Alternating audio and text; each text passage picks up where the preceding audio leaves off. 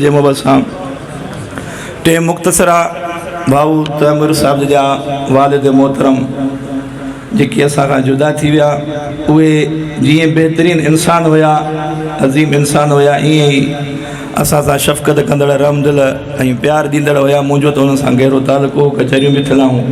अल्लाह साईं खां दुआ आहे तरफ़ साईं मरहूम साईं जमील अहमद साहब जंहिंजी क़बर ते करोड़े रहमतूं फरमाए, उनजी क़बर खे उनखे जन्नतुल फिरदौस में आला मक़ाम अता फरमाए। मां मुख़्तसर चंद अशारा उन्हनि जे लाइ ॿुधाईंदुसि। साथी गॾिजी करे दड़िया जो सुभान अल्लाह। मूंखे संगत काफ़ी फरमाइशूं कयूं पर टेम न आहे, वरी ॿिए दफ़े जे प्रोग्राम रखियो त इंशाअल्लाह ॿुधाईंदुसि। बसि आख़िरी शेर मरहूम जमील अहमद पियारो करे ओचितो वयो मोकिलानी,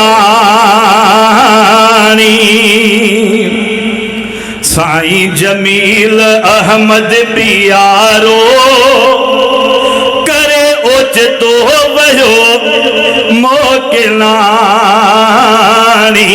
भाऊ तैमूर जो वालिद भलारो करे ओचितो वयो मोकिलानी,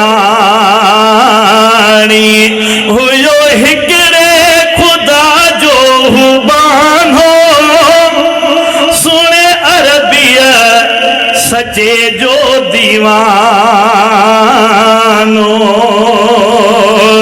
हुयो हिकिड़े खुदा जो हुबान हो, सुने अरबिया सचे जो दीवानो,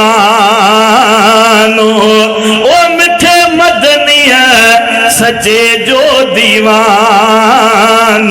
नौकर असहाब अहल बैत वारो करे ओचितो वयो मोकिलानी, ओ वया वापस त वरदा बिना हिने, पर दिल तासे लहंदा बिना हिने, वया वापस त वरदा बिना हिने, पर दिल तासे लहंदा बना हिने, याद रहंदो ओ याद रहंदो, याद रहंदो उन्हारो सियारो करे ओचितो वयो मोकिलानी, साईं जमील अहमद पियारो करे ओचितो वयो मोकिलानी,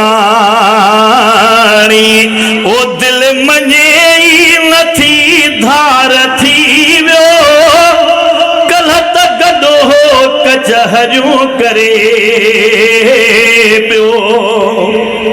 हिकु दफ़े साईं अब्दुल जब्बार साहब बि हुया, असां बि हुते आयासीं। हाणे जॾहिं मां जॻह ते आयुसि ॼणा मूंखे उहो मंज़र महसूसु थिए पियो त ॼण त के कल्ह हिते कचहरी करे मिली वियासीं। दिल मञे नथी धार थी वियो, कल्ह त गॾो हो कचहरियूं करे पियो, अॼु असां खां आजानिब जुदारो करे ओचितो वयो मोकिलानी,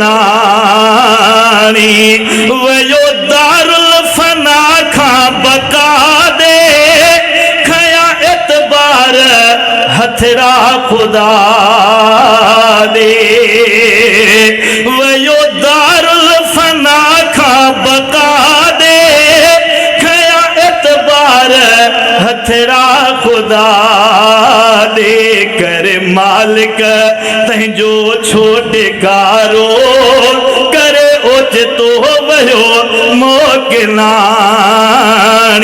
साईं जमील अहमद पियारो करे ओचितो वयो मोकिलानी, भाऊ तैमूर जो वालिद भलारो करे ओचितो वयो मोकिलानी।